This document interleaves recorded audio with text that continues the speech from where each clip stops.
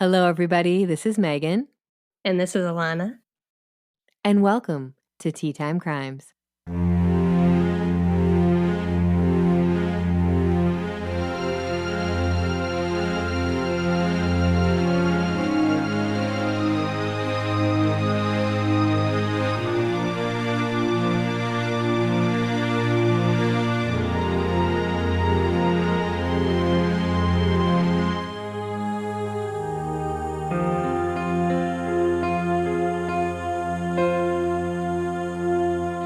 Hello. Buongiorno. I have missed you more than Claire missed Jamie in her 20-year time lapse. Wow, that's saying something. Oh, Better than Roger and Brianna. Oh, feels like we've been apart for years. Yeah, it's been a few weeks. Yeah. It's been a bit. Not that we don't talk every single day, but... True. I mean, we text every minute around the clock, but I mean, I text you this morning at 6:30 screaming, pay your attention time. to me. So, no, 6:30 your time. Nice try. But still, that's not much better. Yes, I am excited to be back. I hated having a week off, but we were both traveling and it didn't work out. So TTC back. You have a lot going on in your life. No, I don't. Yes, you do. Lay it on me. Well, you recently went somewhere super cool. You recently got a new car, and you're thinking about something exciting. Hey, let's wait until things are official. Okay. I mean, yes, we went on vacation. 2 of those already done. Yes, Brad got a new car, and for him, new to him, and yeah, we're considering about getting another child like you did. Not Rupert, but maybe a dog. I don't know. We'll see. We'll see. We promised our son he could have a dog when he was 7, and he's 5. We're so 2 years early. We didn't make it, but we'll see. We'll see. It's fair. It's fair. I really want to adopt a rescue for sure, and then we're looking at slightly older puppies or young dogs, just because I think they need more help than the cute puppies. But we'll see. I don't know. We might end up with, a 1-week-old bottle feed it. Who knows? God. Who knows? I don't recommend how is that. Rupert?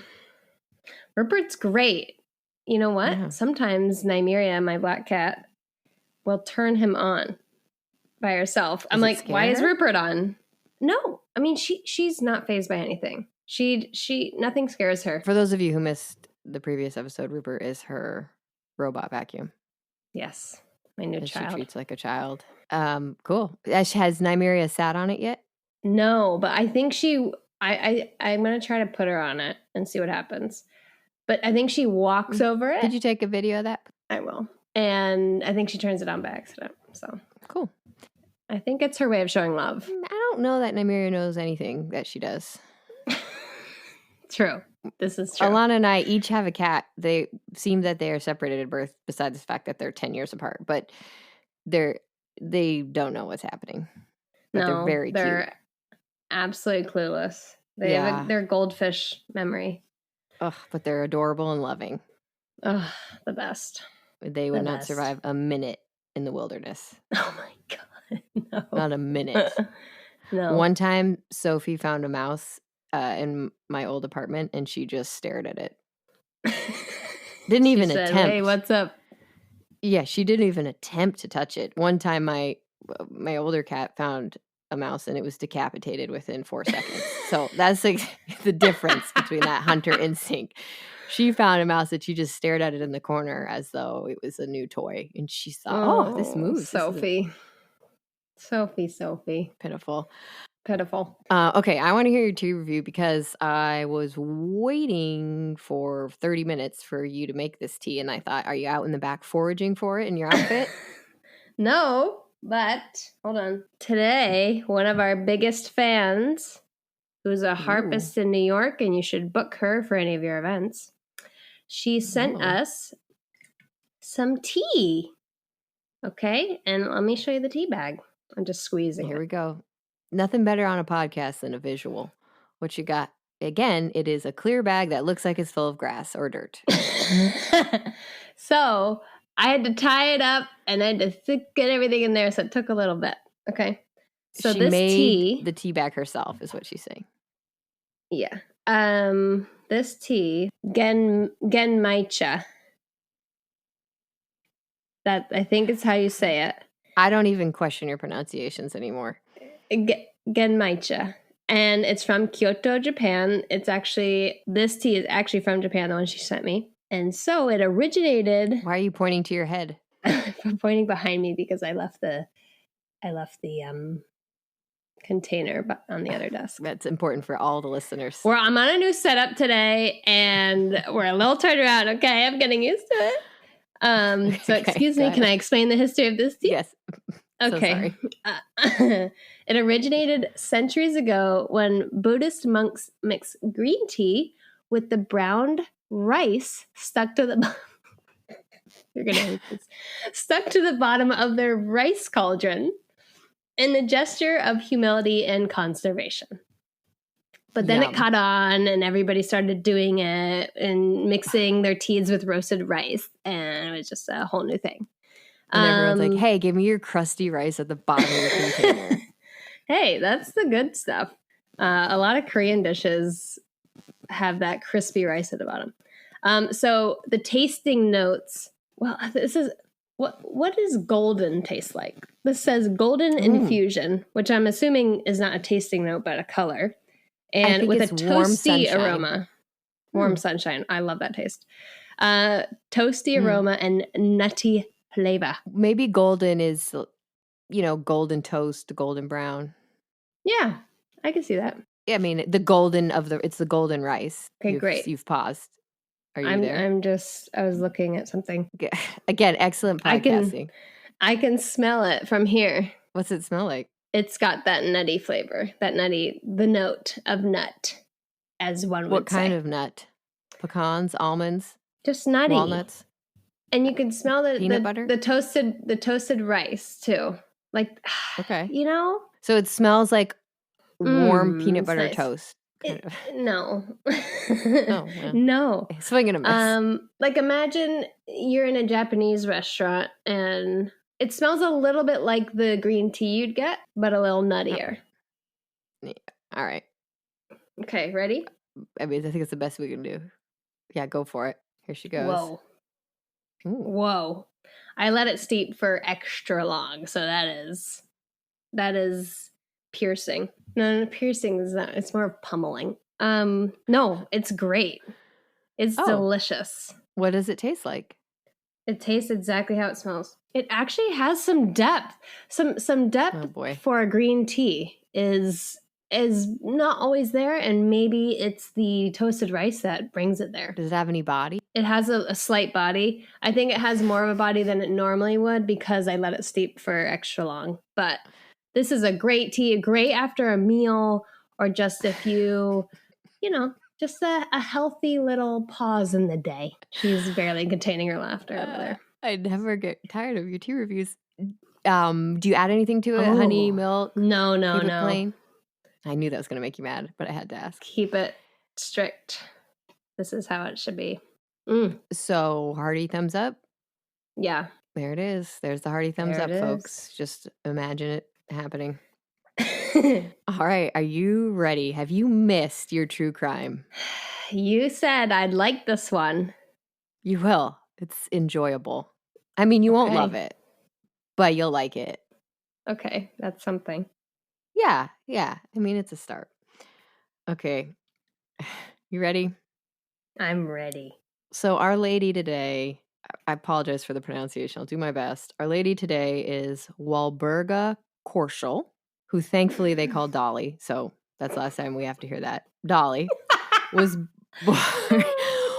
born sometime in the 1800s, most likely 1880. The record keeping is like my math. They're just ballparking it. So there's a lot of different numbers out there, but we're going with 1880. She was most likely born in Germany, although it's entirely possible she was also born she can't be both, but born in the United States. Her parents immigrated from Germany for sure. Okay. Sometime around That's where that Walburga comes from. Yes, Wahlberga. So her parents immigrate from Germany, and she's either born right before or right after. Okay. They settle in Milwaukee, and they are farmers. Now, Milwaukee in the 1800s, it's actually a little bit of a hub because it's located on Lake Michigan, and, people are on boats a little bit more than they are today. Huh. So by 1830s, a lot of settlers were making their way to Milwaukee. And by Okay. 1860, it was the largest producer of wheat. Really? I had no Yeah. idea. Wheat was just popping. And that later led to being paired with other agricultural products. So leather tanning, flour milling, meat packing. And then that led to eventually manufacturing, steam engines, farming equipment, textile factories, right? That's the progression of things that are happening in Milwaukee. Okay. Dolly and her family are very poor farmers. Yeah. And living through this kind of, they're there around the 1880 mark. So they're coming into it just as the manufacturing is starting to take place. And the majority of Milwaukee's population was actually German by the mid 1800s. So interesting. They lived in a little German kind of community. And they had left everything they knew behind them. And just like a lot of our ladies, poverty has a lasting impact on good old Dolly. Oh, boy. So, as I mentioned, you have all these things happening in Milwaukee around the time that Dolly's there. And by the time she's somewhere between 12 to a young teenager, she's already working in a factory. Jeez. Because of the record keeping, it's hard to tell, but she was at least a young teenager. Some say as young as 12, some say a little bit older. She's working in a textile mill. Yeah. I don't know the conditions of this mill, but I can't imagine that it's probably not up to code. It's an appropriate job for a young teenager, right? So she had to grow up fast. Yeah. Can you imagine us doing that when we were 12 or 13? I don't think I'd be very good at it now, to be honest. No. So while working there, Dolly actually meets a man named Fred Oesterreich, who owns the factory. That's how she meets him. He's only a couple years older than her, so that's why I wonder if she really started at 12, because that would mean he owned a factory at 15. So that math doesn't work out, but maybe it was his family factory. I'm not sure. Anyway, the two meet. He owns the factory. It produces mostly aprons, by the way. Okay. And the two meet and fall in love, and they get married very young. Dolly's quoted as being anywhere from 17 to very early 20s. Okay. The factory that Fred owned, he was also German. It employed a lot of German immigrants and a lot of women, at least 60 women. I don't know. Wow. I don't know the total, what that is out of, 60 out of 1,000 or 60 out of 100. But Fred was a workaholic, and he was a bit of a stickler down at the factory. Uh-oh.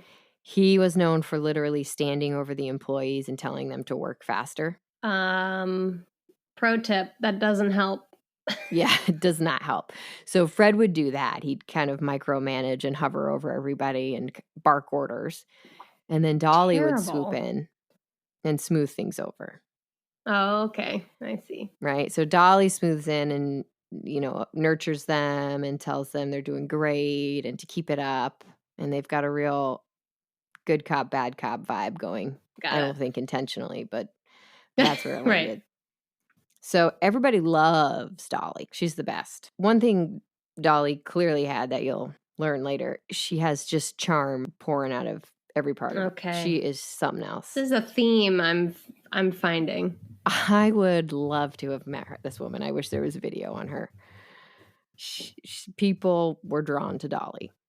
Now, I'm not sure. There's very little on Dolly and Fred's early relationship. I think it's safe to assume that part of Dolly's initial attraction was the security that Fred afforded her with his, right? No doubt. The factory became very successful over time. So now Dolly, she grew up incredibly poor, working on a farm and working in a factory. She has a nice home. She has expensive clothes. She has all the modern conveniences of, the early 1900s. Woohoo. Fred, in addition to being a workaholic, also likes to drink quite often. Uh-oh. Whereas Dolly likes attention. She likes to be liked. She's an extrovert. She needs the charm needs to come out somewhere, right? Yeah. So they have these two personalities, and then Sadly, the couple loses their son unexpectedly. They have one son, no. and he dies at a young age due to illness. Oh. So after Raymond's death, these personality differences just get stronger. Okay, so now Fred starts working even more. Okay. And he starts drinking even more. Yeah. And about 15 years into their marriage, Dolly is just not getting what she needs. She needs attention. She needs to be liked. It's a theme, I'm telling you. I know. And she's not getting it. So in the fall of 1913, Dolly's at home. I think she mostly works at home now. So she worked at the factory for a while, I think, but she's mostly at home now.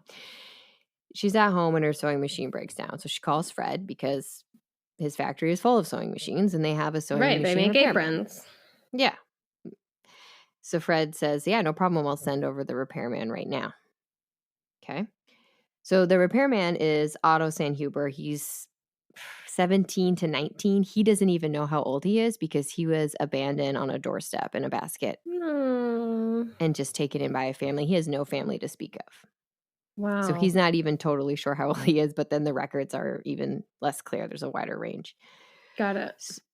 So Otto, of course, he'll go over and help Dolly. So he runs over to the house, knocks on the door, and Dolly answers the door in a robe and silk stockings. Oh boy. Are we getting candy vibes? Mm. Because she's probably 30 something and he's 17 or 19. She's in her early 30s. Oh God. And he's a teenager of some sort. Nope, that's not appropriate. The two immediately begin an affair. Stop it. And initially, the two start going to motels, but that gets a little tiresome, takes a lot of extra time, and it's expensive. Also, Otto stated that he was fixing Dolly's machine 8 to 10 times a day. That's what that means, am I right? Do what you will with that information. Oh my God. So then the motels are, that's a lot of time. That's really going to zap the whole day away. So Otto just starts coming to the house. God. But Fred is at work all day. Yes. So Otto starts going to the house, and then the neighbors start getting curious. I'm sure. Kid that's over at your house all the time. And Dolly says, "Oh, that's just my vagabond half-brother." What? No, that doesn't make it good. Doesn't make it better. So then I guess the neighbors ask Fred about it because it's all the time. And Fred asks Dolly, and Dolly has an excuse at the ready. She said, "Oh, that's just a pesky book salesman. Don't worry, I've put a stop to it." Okay. Yeah, she's not interested in books, I'll tell you that. So the heat's on him. And Dolly comes up with a great idea. No transcript for this conversation, but it goes a little something like this. Dolly says, "Hey, Otto, listen. We've got a good thing going on here, but everyone's getting suspicious and motels are expensive. So you should quit your job and live in my attic." What? This is not a good idea, let me tell you right now. And can I also tell you something funny? That when you're saying Otto, obviously it's spelled O-T-T-O, but in my mind, I was like, why is somebody named A-U-T-O? You always do that. Yeah.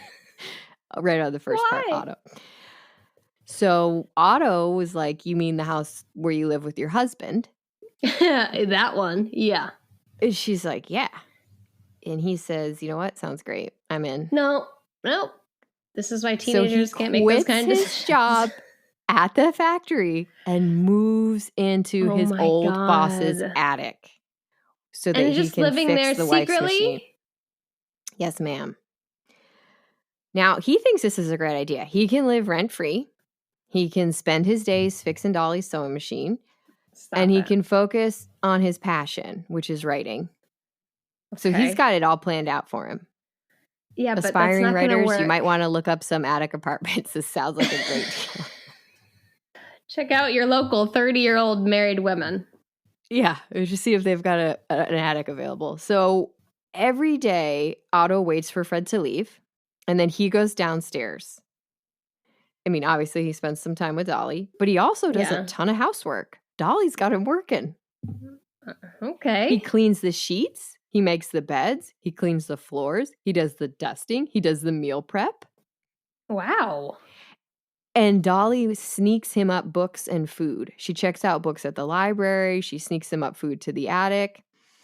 Up here in his little love nest, he has an oil lamp, a mattress, and a chamber pot. No. Can you imagine the stench? I mean, think about in the summertime, the attic gets so hot. What are you gonna do? You can't just throw out the chamber pot all the time because you gotta be hiding from Fred. Mm-hmm. And where is he writing? There's no desk. Is he just on the chamber pot, putting the paper on his knees? I don't know. Maybe there was a little desk. I'm not sure. Maybe on the floor. This is upsetting. Well, you know, Otto is writing, and Dolly would type up his stories for him during the day, and she got a P.O. box for him so that he could mail in his submissions, and he did it under a pen name, and he actually got published. No way. What is it? Yeah, Pulp Fiction stories in magazines. I'm not sure what they are called. The Los Angeles Times reports, this is a quote, "At night, he read mysteries by candlelight and wrote stories of adventure and lust. By day, he made love to Dolly Oesterreich, helped her keep house, and made bathtub gin." Wow. I mean, that sounds perfect, doesn't it? Wow, but something's not going to go right. Well, also, additionally, this attic space is directly above Dolly and Fred's bedroom. So, like bump in the night.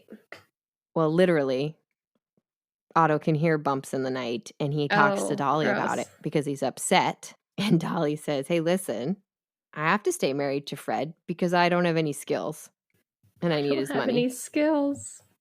I'm like, I would disagree, ma'am. I think you have one very good skill here. You are charming. You've got so many men on a hook here. Yeah. So Otto's like, "Yeah, you're right. No, that's fair." Okay. Wow. Pretty agreeable. Psychologists who have looked into this think there is definitely a connection between the fact that Dolly lost her son and that Otto doesn't have a mother. Stop. I don't. It's disgusting. Oedipus. I mean, look them up. I just report in the news. So you might be. I'm surprised you haven't asked this yet, Alana. You might be wondering, World War I. How does Fred not? Oh my God, there's no wars. Stop. How does Fred not know about this? How is Fred not caught on? Because he's at work all the time, or he's drunk. That's my guess. Well, Fred has some questions. First question is, why is there a lock on the attic door now? And Dolly says, "That's because I need to keep my furs safe." Okay. Second question, who's eating all my food? Where are my leftovers?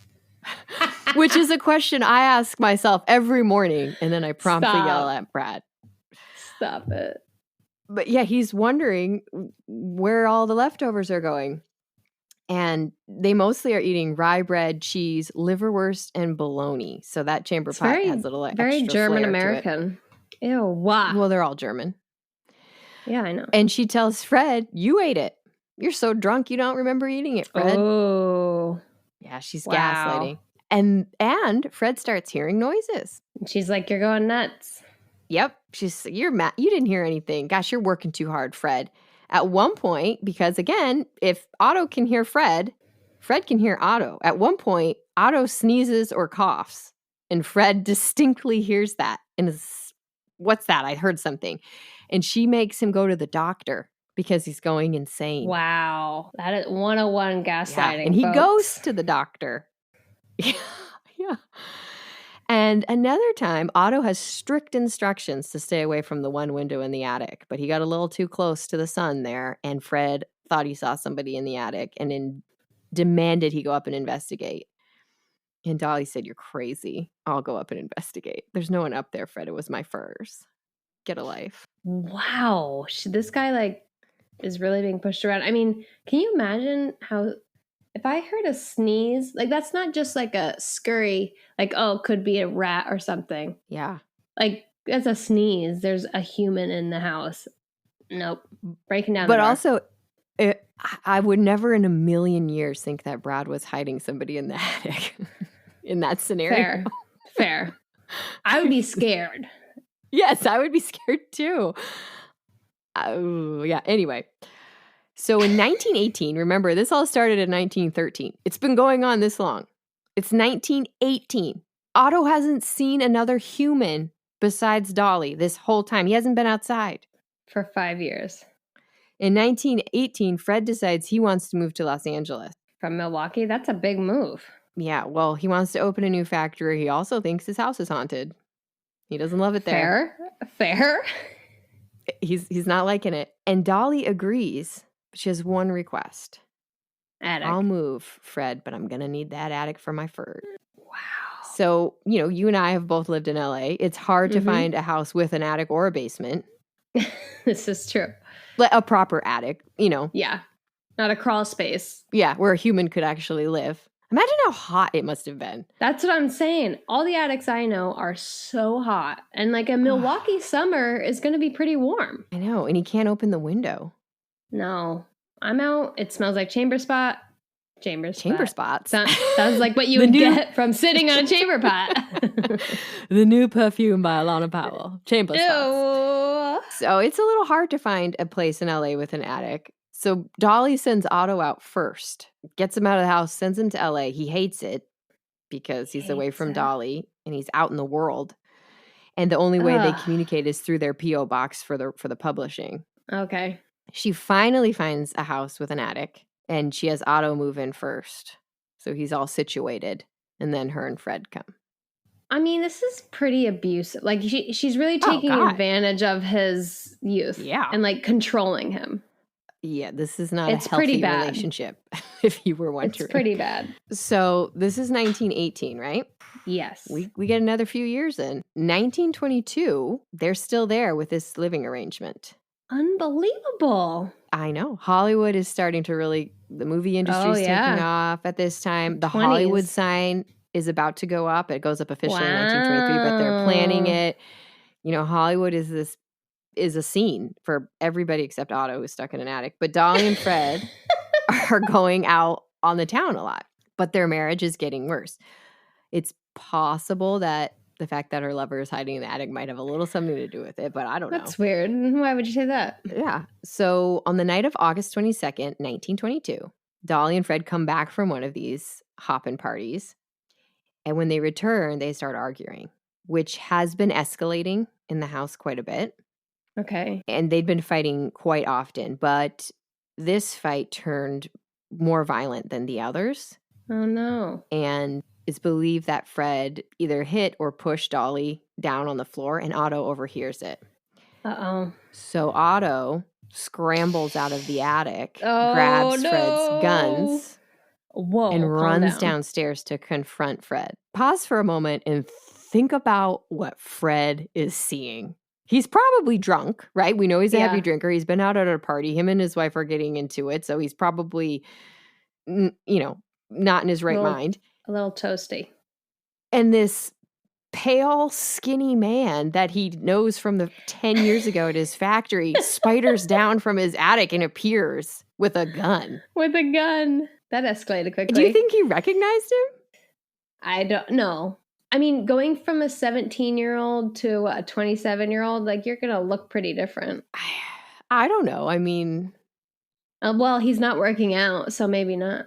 You know how some teenage boys grow into big guys? I don't think that happened here. No. No, I don't, because he's not getting the dumbbell work. I don't think he's cramped up. Maybe he lifts the chamber pot. Ugh. Yeah, he might. Maybe he's hunchbacked. Right.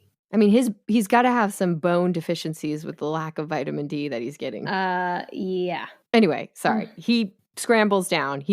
Confronts Fred. Fred either recognizes him and is enraged or thinks an intruder's in his house and is enraged and attacks Otto. According to Otto, the gun goes off in the struggle.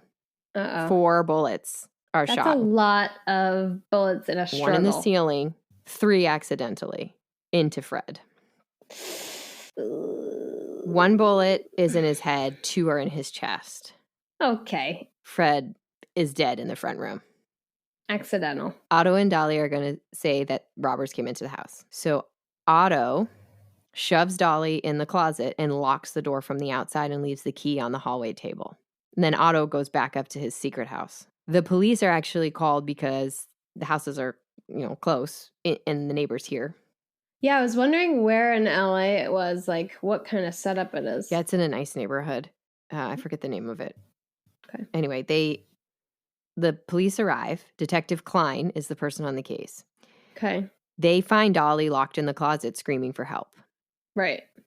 They let her out. She says she went to hang up her fur coat. These furs are like a fourth character in this story. Yeah, no kidding. And somebody pushed her from behind, closed the door, and locked her in there. And then she heard gunshots. They're going to sweep the house? What, are they going to go in the attic? Who are they going to find? Dolly says that there had been 2 previous attempts to rob their home. And also, food's been missing, and she's been hearing odd noises. Steaks have been straight up missing from the fridge. Is she setting up Otto? A .25 caliber handgun was used based off the casings found on the floor near Fred's body. Detective Klein thought that was unusual for a robber to use because that was typically a woman's gun. I don't know. Is that a slam to Fred, maybe? The only thing missing from the house is Fred's pocket watch, which had been ripped from his body, and it is distinct. It's an octagon, and it's surrounded by diamonds. Whoa. But nothing else is missing, not even the money in Fred's wallet. They should have done a little bit more. The initial theory is that the burglars came in surprised by the couple coming home. So the burglars were in the house trying to get started on their job there. And then Dolly and Fred come home. Dolly goes upstairs to put the coat in the closet. One of the robbers shoves her in the closet, locks the door, and then the other gets discovered by Fred, and there's a confrontation. Got it. So at the time of his death, Fred was worth what would be $7 million today. Wow. That all goes to Dolly. That's nice. Police talked to the neighbors. The neighbor closest to them said she heard gunshots. She heard Dolly yell Fred's name. She actually said, "Fred, oh Fred." And then she saw a shadow cross the house. And then all the lights go out nearly 20 minutes later. So the police are incredibly suspicious because why would the robbers kill somebody, wait for 20 minutes, and then shut all the lights in the house off? Right. Oh, gotta conserve energy. Yeah, like, hey, you know how that dead body that's our fault. We should go back and shut the lights off. They don't need an extra electric bill with everything they got going on. But the problem is they're suspicious of Dolly because she's the only one in the house, but they cannot for the life of them figure out how she locked herself in the closet. Detective Klein locks himself in the closet and cannot get out. They cannot figure it out. Okay, so good job, Otto, on that thought. The police start looking into Fred's life. Does he have enemies? Is there something going on with a factory? Does he have business, issues? And they bring in some employees from Milwaukee to interview them about Fred. And they say Fred is tough to work for, that he drinks heavily, no shit. And that the employees love Dolly, and that Fred became much more difficult to manage after he lost his only son. Yeah. And no one has ever seen Dolly with another man. No one's ever seen Fred with another woman. So there's just no rumors of infidelity. And Fred actually had an issue with a past employee. He would often hire ex-cons to give them a second chance. This is why I think Fred gets a bad rap. I think he had his problems, but I think underneath it all, he was hiring immigrants, ex-cons. That's really cool. Women. Like he was rough around the edges. He was trying. And it didn't work out with this employee. And the employee had sent some threatening letters and had a brief stint in jail after working for Fred. And so the police think, well, that's our best lead. So they start looking for this guy. And meanwhile, Dolly is fully cooperating with this investigation. Any questions they have, anything they need, she goes down to the station. She provides anything that they ask for. Okay. In July of 1923, so it's been almost a year now, they're still looking for that employee, the ex-con. They can't find him. Dolly has since moved to a different house, which is on North Beechwood. And it doesn't have to have an attic. Well, hold on. This is ironically the road that tourists go to look at the Hollywood sign that was being built previously. That's Beechwood's the one that they go on. And this house does have an attic, and Otto stays in the attic, just FYI. Well, but we don't need an attic anymore. We can just be out in the open. Okay, it's a year since my husband passing. I found a new person. Yeah, I think we might want to consider the fact that Dolly likes Otto being in the attic. That's I think terrible. that's where we're yeah, Oh it's my not great. God. Otto has some money saved up from the stories he got published. He has 0 money from Dolly. The most she would ever give him was a dime, and he uses it to buy a typewriter. Oh, I did it again. Typewriter. Which makes me typewriter, which makes me sad because that's got to be the loudest thing in the world. When's he using it? Oh, Otto, come on, buddy. You might poor have some self-esteem issues, guy. dude. During this time, the police are still trying to figure it out. And then they realize that Dolly's attorney, one day they run into him and they find that he has a distinctive diamond pocket watch. The exact one missing from Fred's body. My God. So they ask the lawyer to come in. His name is Herman Shapiro. And they say, "Where did you get this watch?" And he says, "Oh, it was a gift from Dolly for my birthday."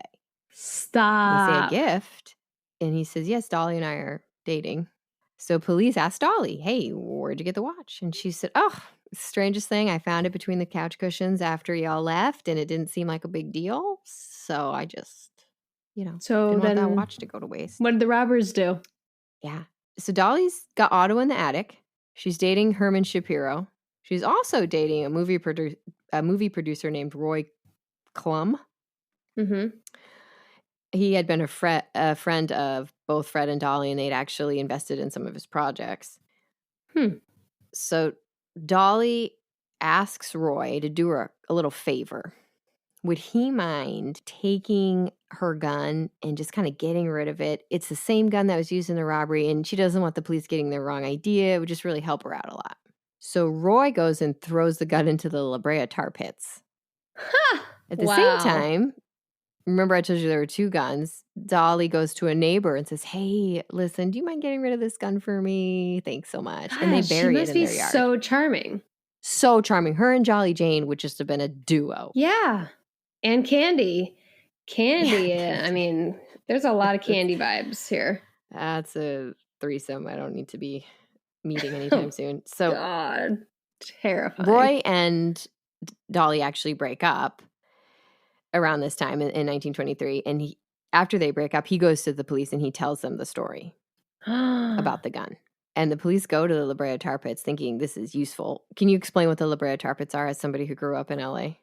Yes, they are connected to a museum, but it's the tar pits that you'd find like coming out of the earth, and it's showing basically how the dinosaurs and like the what do you call those things? Mammoths got stuck in them. They're pools of tar. Yes. Right.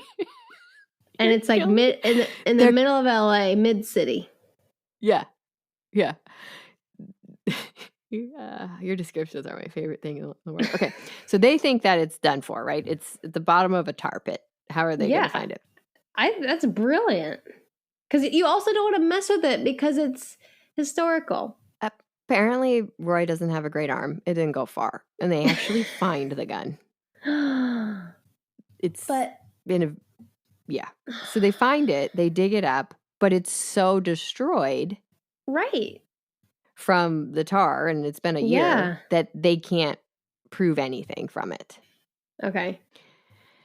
And they've officially brought Dolly in at this point. They're trying to do some stuff. And so the neighbor who buried the gun reads this headline, and then he goes in and says, "Oh, I also buried a gun." So they go and dig that gun up. Right. He doesn't want to be complicit. That gun is also too rusted to tell anything. So both guns are too damaged. This is very suspicious. But they have to release her because they cannot for the life of them figure how she got herself locked into the closet. There we go, Otto. So she's released. But what happens is during this time that she's in jail, she had to ask a favor of somebody because you remember Otto is up in the attic. Yeah. Alone. But he could get out. I'm not sure. Some sources say the lock was on the outside. Some say it was on the inside. She's I don't know. A little psycho. So in 1930, her boyfriend, the other boyfriend, the lawyer, Herman Shapiro, Yeah. goes to the DA office and says he's got to get something off his chest.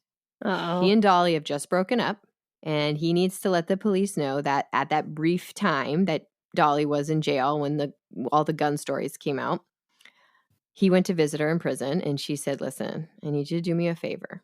I need you to go to the grocery store, buy you some bologna, go back to the house, scratch on the attic door 3 times, and feed my vagabond half-brother. Oh, my God. So he does. So Herman is confused, but he does, and he goes and he knocks on the door or whatever he's doing. And the door must have been unlocked. So I'm confused. But the door must have been unlocked because then this pale, thin man sidled out of the door and crawled on top of a shelf because that's how the attic door was set up and was like, hi, I'm Otto. Can you imagine? So he could have gone out and made himself a sandwich. That's what I'm thinking. I'm not fully understanding. Unless Herman had to unlock it. Point. Yeah, it's not good. It's not good. Oh, poor Bubba. I mean, he must feel that as though he can, even if the door was wide open, he cannot leave. Right. He cannot be outside. So Herman basically just says what's going on, and Otto spills his guts. He hasn't seen another human except for Fred for that brief moment in a decade. Oh, my God. Right? So he had just spilled his guts. And Herman says at that point, there's different stories. Some say Herman said, get out. Some say Herman actually drove him up to San Francisco. Either way, at this point, Otto, remember, this was all, he's telling this in 1930, but it happened in 1923. Otto changed his name to Walter Klein, which is weird because the detective on this case is Detective Klein. And he moves to Canada. Okay. And he actually gets married. Wow. To a woman named Matilda. How's he develop those social skills? I mean, he seems chatty. So at some point during all this, Otto had moved back to LA and he had gotten a job as a hotel porter, working nights. Obviously, the son's still not his friend. And so in 1930, when this all comes out, Otto's actually in LA as well. He's back. The media goes wild. Dolly is brought in. Otto is brought in. They start calling Otto Batman. The cartoon has not been invented, or the comic has not been invented yet. This is simply just because bats live in attics. So let me just get something straight. So when she was in jail for the brief time, and they're like, "What's happening with these guns?" Mm-hmm. Shapiro let him out, and he left. Mm-hmm. But before Dolly got back, and Dolly's like, "What the heck?" And he just disappeared. Yeah, I don't know what the conversation between Dolly and Herman was, but Herman stayed with her for another 7 years. Maybe he believed that it was like a crazed half brother or something like that. No, Otto told them. Otto told him who he was. He was like, I'm the attic lover. What's your name? Attic lover. I don't know what Dolly said. That'd be his AOL address. atticlover.gmail.com. Yeah, I'm not sure what. Oh, God bless him. Anyway, so he's working nights because daylight is bad. Yeah, scary. They call him Batman. Otto entered a plea of not guilty by reason of insanity. Fair. Which, I got to give it to you. Yeah. But unfortunately, the jury didn't buy it because this all happened to Otto when he was a teenager. So much time has passed because this took a whole decade. He's been in an attic for a decade. But then there also additional 7 years where he had to flee because Herman found him. And so people are listening to a middle-aged man tell this story of... Oh. So Otto's testimony is... Part of it is this. I made up the beds and changed the linen about 2 times a week. They loved to sleep clean, and I made up the beds for them and put away their clothes and dusted Fred's clothes because he had some beautiful things. And I would keep them in order for him and dust them and dust his shoes, as he would look neat always. And then I would wash the dishes if he wasn't home, and if he was home, he would wash them. And Mrs. Oesterreich would dry them because I couldn't then. And I would and I would get the vegetables clean. And they were clean. Everybody praised her how clean her things were and scrubbed the floor and kept it clean and kept the floor neat, you know. She loved to have a beautiful floor and dusted it, you know. When I was away from my attic, the time was so long I didn't measure it in hours. I was frantic until I returned. Wow. So he really had some issue there. Yeah. He was basically her housekeeper. Yeah. But the jury doesn't buy it. They convict Otto of manslaughter, but it has a statute of limitations of 7 years. So he serves no time because it's the Oh, 8th year. yeah. Wow. Dolly's case ended in a hung jury, and she walked away free, and charges were dismissed in 1936. The home where Fred was shot still stands. It's now an apartment complex, and one of the No. units is an attic apartment. No. Oh my God. No, thank you. No thanks. So Dolly lives out the rest of her life. She lives with a man named Ray for 30 years, and they get married 2 weeks before she dies at the age of 80. So he can have all our money probably. I'm not sure she still had money. There's sources differ on that, but I mean, 7 million. Can you imagine what that I would know. get you in LA in the 20 or, you know, in the 50s, 40s, whatever? That would be insane. Get you a lot of attic space. The most important feature. Wow.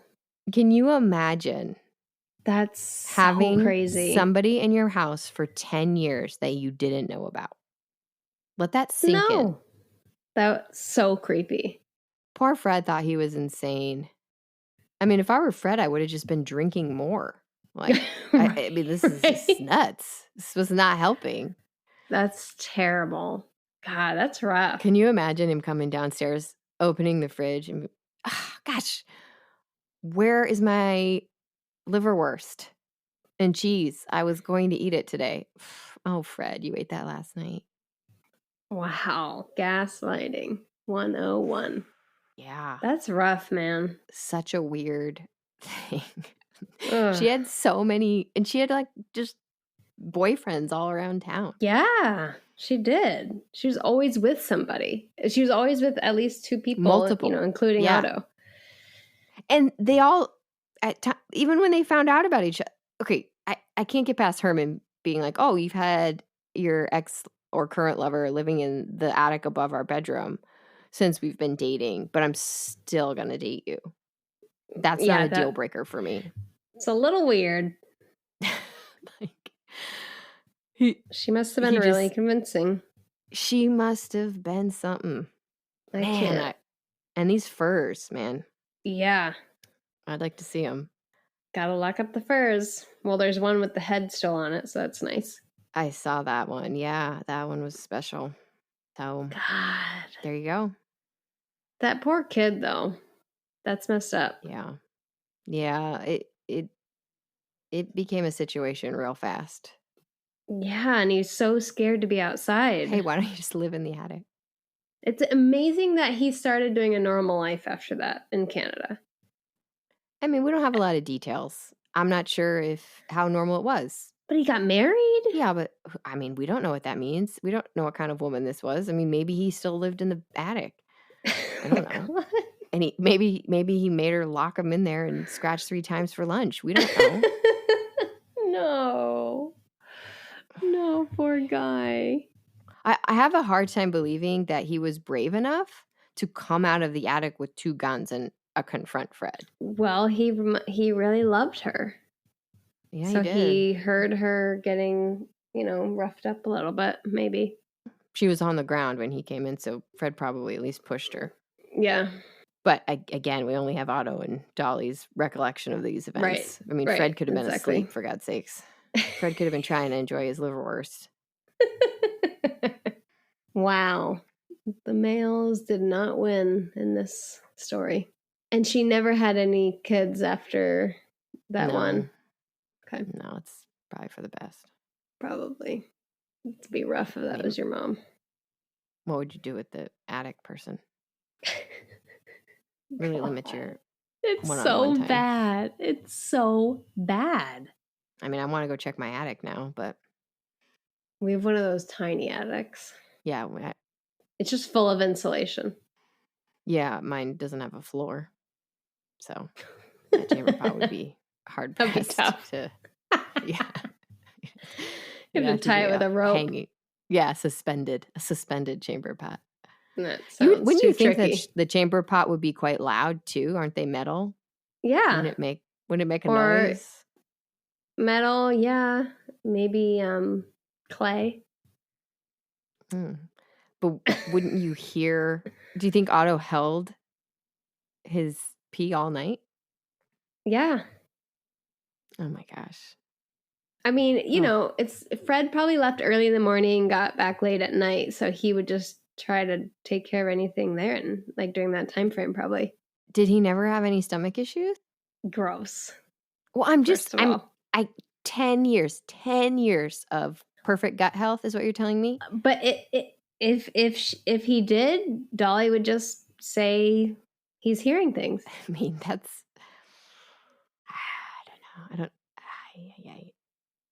There had to have been some maybe Fred was so drunk he just passed out and didn't hear anything. Maybe it was just the twilight hours that he was awake. Deep sleep. Oh. He had to have been a heavy sleeper. Yeah. Had to. Yeah.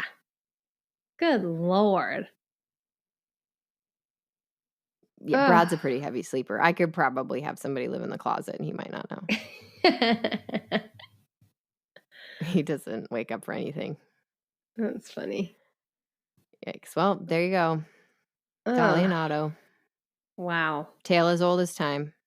Tale as old. Yeah, Beauty and the Beast. But she's the Beast. She locked him up. Yeah, I'm not sure that they're doing an animated film on this, but there are some movies on it. I don't want to see it if there's a chamber pot. I'm sure that's not really romantic. I'm sure they just kind of brushed over that piece. God. Well, I got a piece of advice. Lay it on me. I got 2 pieces of advice. Oh, bonus. If someone proposes that you live in their attic, don't. If you want someone to come live in your attic, rethink it. I would take that a step further and say if somebody wants you to cut off all communication from the outside world and you're only allowed to talk to them and not see the light of day, run screaming the other way. That's a controlling relationship. Good Lord. These are enormous red flags. Yes. I'm not a therapist or a relationship expert, but I'm willing to bet some money on that. That's going to be a big one. All right. Well, it is good to be back. Yeah. I'm happy to see you and hear you. And you can find us on Facebook. You can find us on Instagram at Tea Time Crimes. You can email us at teatimecrimes@gmail.com. You can send tea ideas or maybe cases you want Megan to look at. And I'm actually going to be doing my first recommended case next week. I have 2 recommendations for the same case, so I'm going to be doing that one next week. Ooh, popular demand. Yeah, that is popular demand for us. Rate, review, subscribe wherever you listen to your podcasts. Yes, please. Tell your friends. Tell the people living in your attic and your basement. Yeah. They've got a lot of free time. Yeah, that's a great idea. Great idea. All right, and stay tuned for the doggy adoption saga. We'll see what happens. Yes. I cannot wait. Until next time, thank you for listening. Tea Time Crimes out. Goodbye.